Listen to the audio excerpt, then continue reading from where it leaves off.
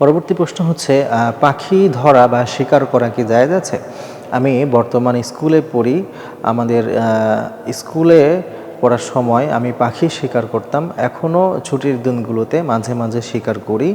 আমার জানার বিষয় হচ্ছে পাখি শিকার করা আমার জন্য ঠিক হচ্ছে কিনা এবং শিকার করে এটি খাওয়া জায়েজ কিনা আমাকে জানালে উপকৃত হব।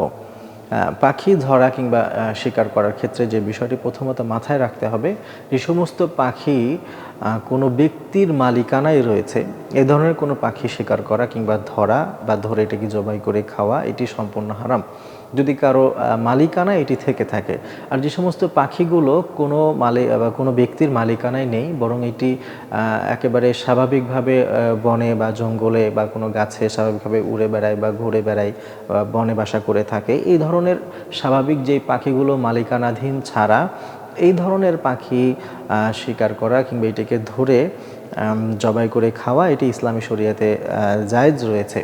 তবে আরেকটি বিষয় সাথে সাথে লক্ষ্য করতে হবে, কোনো এলাকার কিংবা কোনো দেশের কোনো রাষ্ট্রীয়ভাবে যদি পাখি ধরা বা শিকার করা নিষিদ্ধ হয়ে থাকে, কিংবা অনেক সময় এমন দেখা যায় যে বিভিন্ন প্রজাতির এমন অনেক পাখি থাকে যেগুলো প্রায় বিলুপ্তির পথে চলে যায়। এই কারণে অনেক সময় রাষ্ট্রীয়ভাবে ওই পাখিগুলো যেন বিলুপ্তি হয়ে না যায়, একেবারে যদি শেষ না হয়ে যায়, এই জন্যে কিছু পাখিকে শিকার করা থেকে নিষিদ্ধ করা হয় বা রাষ্ট্রীয়ভাবে নিষেধ করা হয়।